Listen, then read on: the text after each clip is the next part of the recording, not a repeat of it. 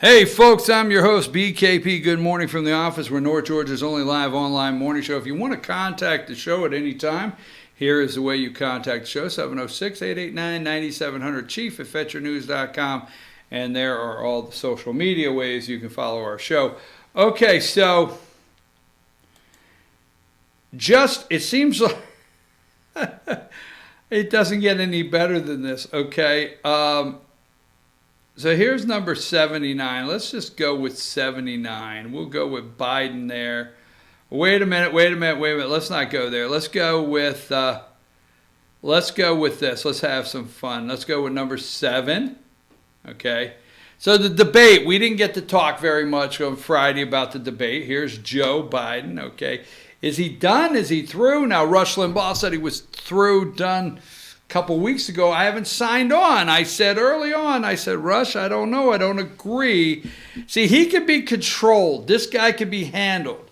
China would love to see this. China would love to see this guy back in play. Because we have an effort. Everywhere the president goes, there's an entourage behind him telling everybody to wait President Trump out.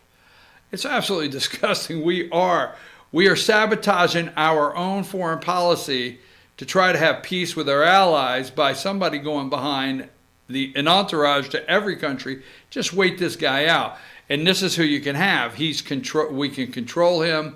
Europe will love him. He will get back in the Paris climate deal. They will love him all across Europe.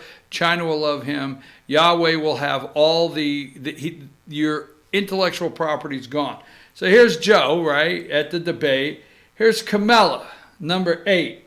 You got to love this. I was watching this. She's looking over, There's Joe, here's number 9. When will this end? When will this end? Okay? Not yet, Joe. Because here's where Kamala says something and Joe looks over and says, look at here. I like to slap that shit out of you. That was Cory Booker's line. Oh my God, I just used Cory Booker's line. Cory Booker said that, and I had that in my mind. Oh my God, I didn't mean to say that. I guess I'll have to go to that pick. Let's go to number 10, and then we'll go to that. There. Ooh, I like to slap that black right off your chops, sister. Yeah, Joe was ticked right there. Who told you? You know I'm anointed. Who the hell told you could go and jump me? Now, this one I love. This is number 11, and I'll tell you what this is. I kept watching it over and over and trying to get it, but here's Joe's eyes, and I don't know if you could tell he's leaning back. He had to dodge one of Bernie Sanders' right-hand moves. When Bernie was given these, Joe had to dodge one, and that is what he did. He closed his eyes right before taking a punch.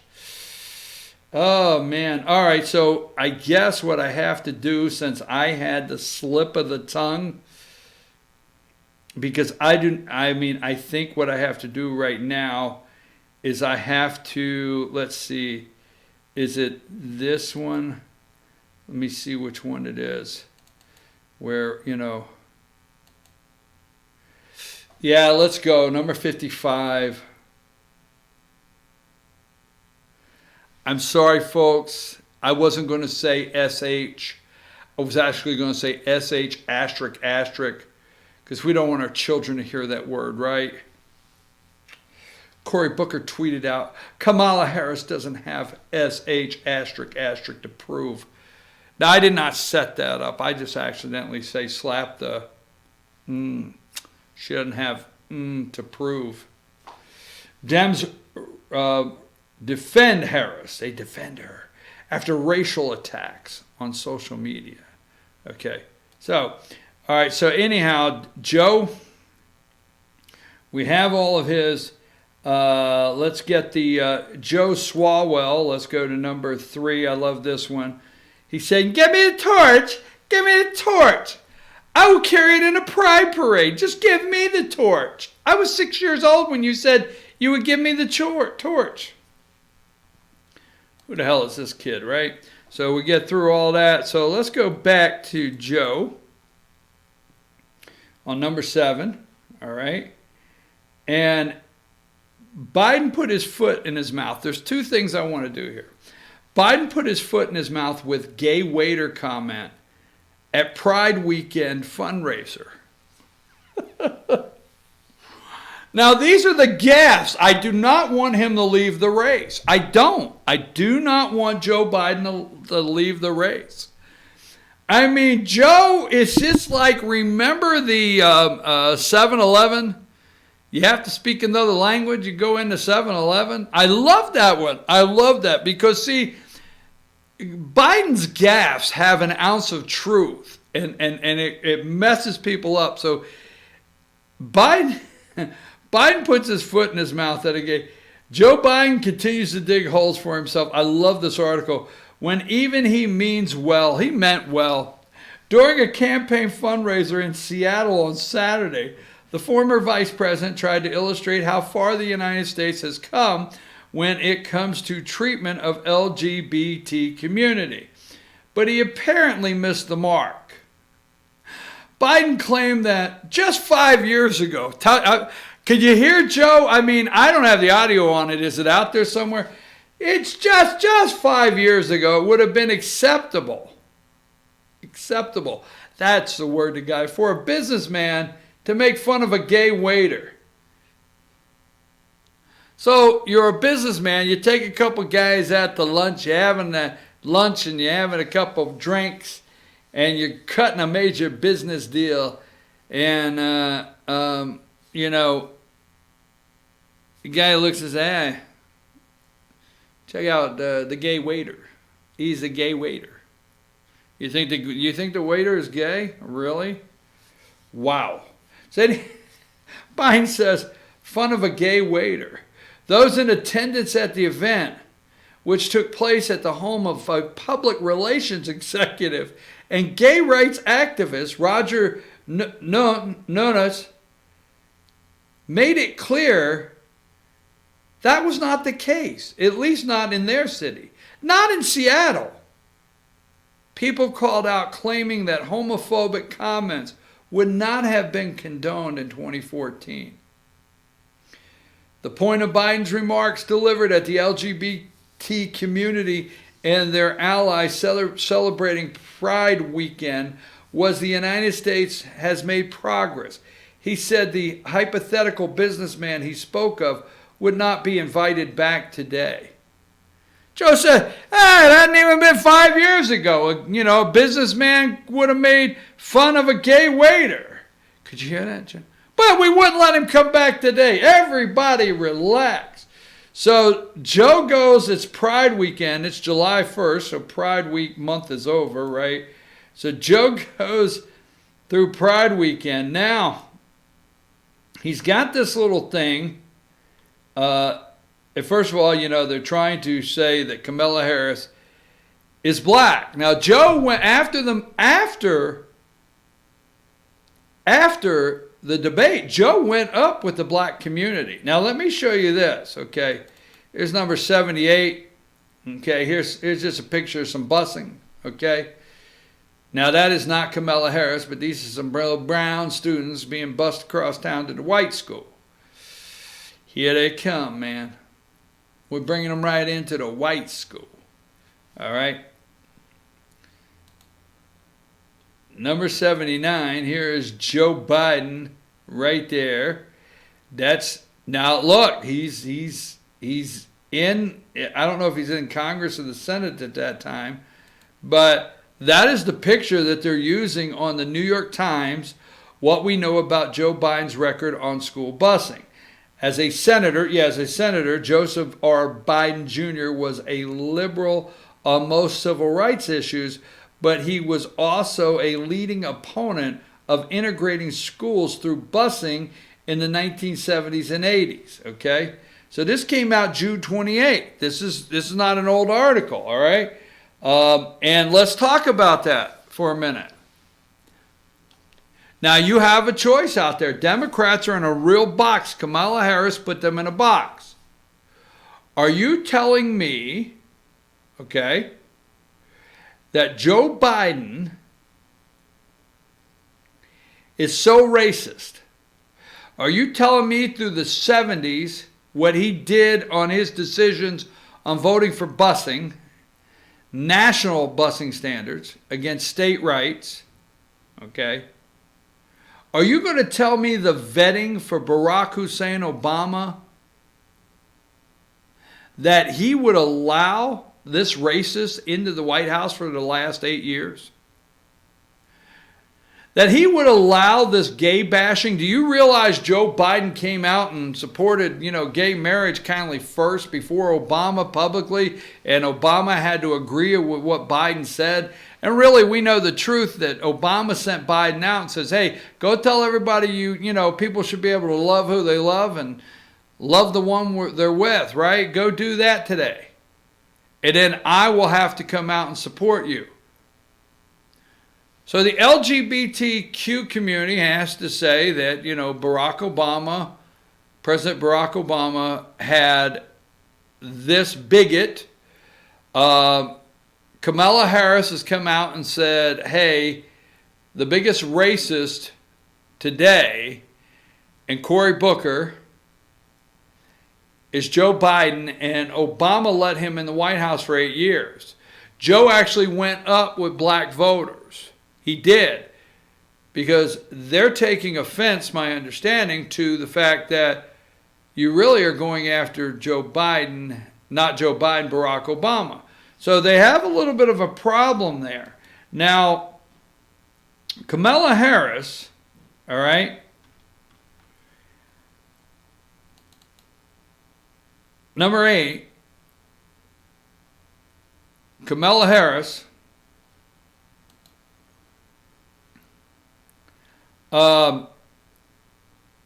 there you go, number 8. Kamala Harris is not African American. Now, I'm going to say that nicely. She's not black. She's not. I mean, Indian, Jamaican. We're not going to go into that. She's not black. Okay. Kamala Harris is not a daughter of a slave. Kamala Harris would legally have to pay the reparations. She would have to pay the reparations she's endorsing, not collect the reparations. If reparations were focused on descendants of direct slaves, she doesn't get a dime. But she's playing the black card. Bottom line, she's playing the black card. That she's a black candidate. That she's a poor black child that went to, school on a bus during segregation. Okay? Let me tell you who else is not slave descendant black. That's the way we'll put it. Barack Hussein Obama. Barack Hussein Obama's mom is white, and his dad was from Kenya. And yes, you can argue back and forth whether he was born in America or not. It's irrelevant. So, Kamala Harris is not American slave descendant, period. She's not black. All right? Barack Hussein Obama was not American slave descendant. But his dad was from Kenya, and he could actually go around, maybe you'd say he was African American.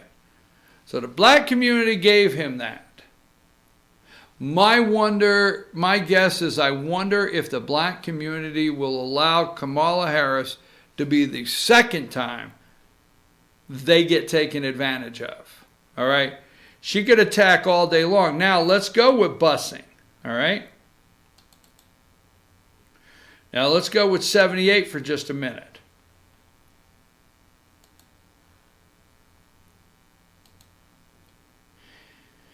It's the right thing to do.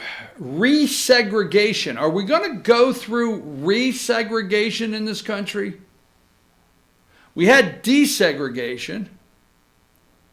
Are we going to go through resegregation? How are our schools going to be integrated? Our community schools should be integrated. Okay?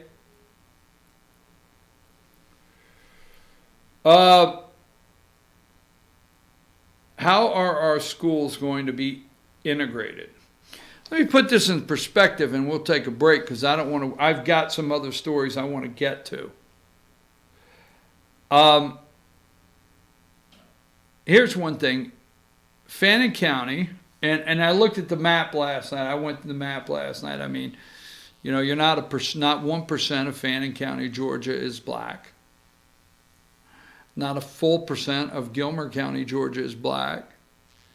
Union County, Pickens County. Let's throw Dawson, White, Lumpkin. Let's just throw all those counties in there. You think I've lost my mind? Busing. Do you realize busing just became an issue in the 2020 campaign? You see, in Fannin County, let's just say 80% of Fannin County voted for Donald J. Trump.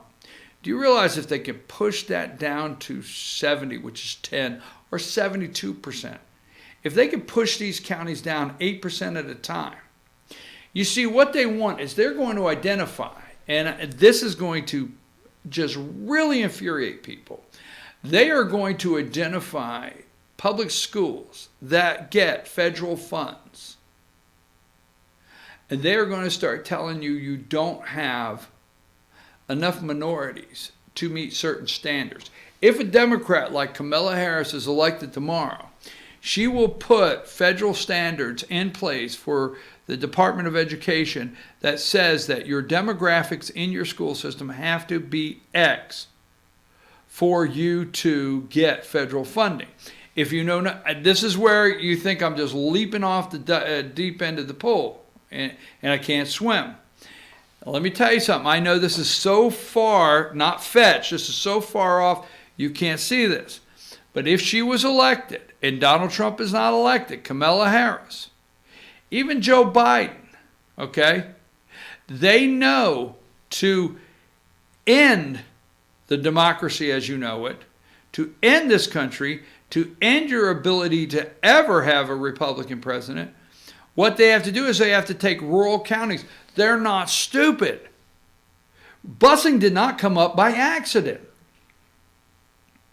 I told you 2 weeks ago. What did I tell you 2 weeks ago?